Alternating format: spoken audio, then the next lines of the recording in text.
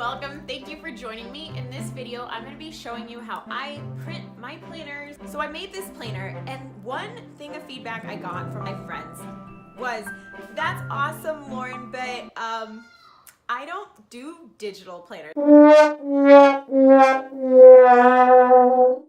don't print stuff. How do I even make this? Like, I don't want to deal with that." So if that's you, I have an option now on my Etsy shop to have me do it for you. And so you can go do that and disregard everything in this video. But if you want to save yourself some money, keep watching. This is for an 8.5 by 11 planner, front and back printing. I'm going to teach you how to get the best prints for your money, because I'm all about saving money. Now, you can go get it printed at an office store. That's fine. You can go send it to them and tell them to do front and back printing and even have them bind it for you. That's great.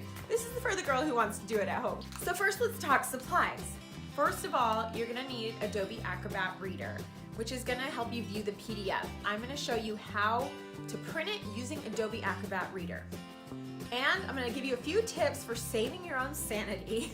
Next, we wanna talk about paper. I really like the 28-pound copy paper. It's a little heavier. It's thick enough where you can use a gel pen without it bleeding through, but not so thick that it makes the planner super heavy. It's also pretty economical. Ink can be pretty expensive. So what I do is I use this ink, which you can get on Amazon. It's called Easy Ink, and they have different options for different types of printers. So check it out.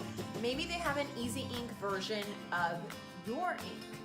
Now, use it at your own risk. I know they say not to use anything but the manufacturer's ink, so I'm a little bit of a rebel in that way. But I've been using it for 3 years, and we haven't had any problems, except one time an ink showed up to our house and it was like leaking, and I think it happened in shipping, and that can happen just about anywhere. So I didn't really blame the Easy Ink. And you need a printer.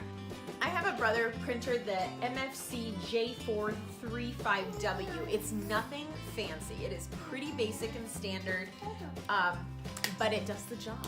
So that's what we need. We need our Adobe Acrobat Reader, our paper, our ink, and our printer. All right, I don't know about you, but I'm ready to hop into it. Let's get on the computer.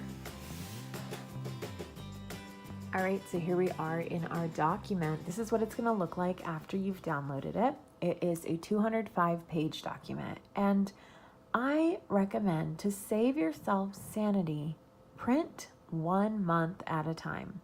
So right now I'm looking through the June pages, and I'm trying to determine where June starts and where it ends. It ends on page 95. But I'm also going to print page 96, because 96 is the back of 95. And I'll show you how I know this in just a little bit. So I'm going to go back to the top and figure out where June begins.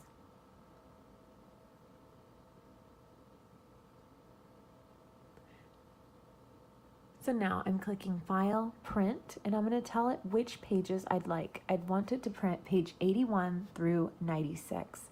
Now at this point, I make sure that print on both sides of the paper is selected. And then I go to Properties, and I want it printing in best quality with vivid color mode. Now this is the screen that comes up for my brother printer. Your properties menu may look a little different. Make sure you do not have Save Ink or Toner selected, because that will result in a less professional looking print. Now that we've selected print, we're going to give it a little bit time to load, and the manual duplex instructions come up. They want me to set the paper in the tray and press OK. So some printers will do back and front printing without you manually doing it. I have to manually do it on mine. So I'm going ahead and putting my 28-pound paper in there. I'm going to select OK.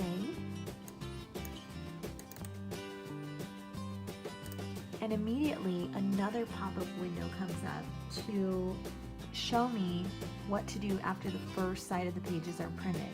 I have to be careful not to press OK until the first set of pages are done, or else we're gonna have all sorts of pages printing.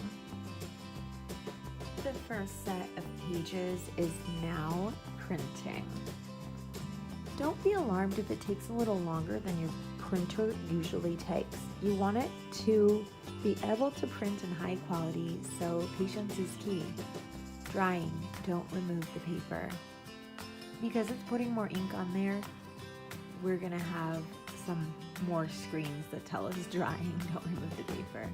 So let's do a little bit of internet magic and speed this up.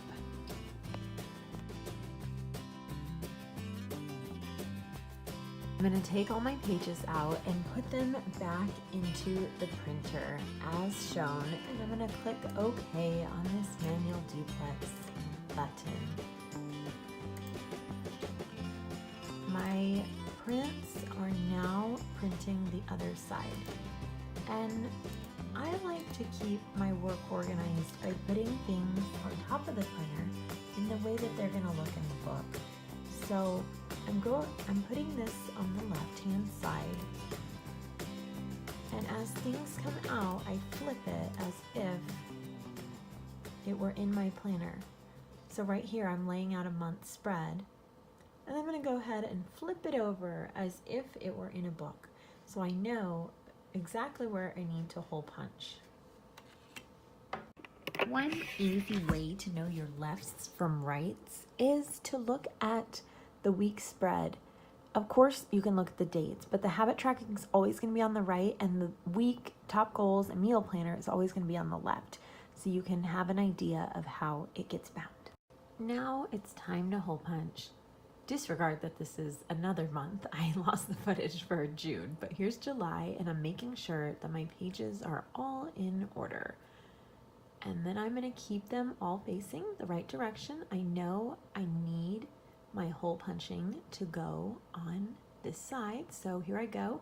This is a disc bound system hole puncher, so I'm going to go ahead and finish my pages.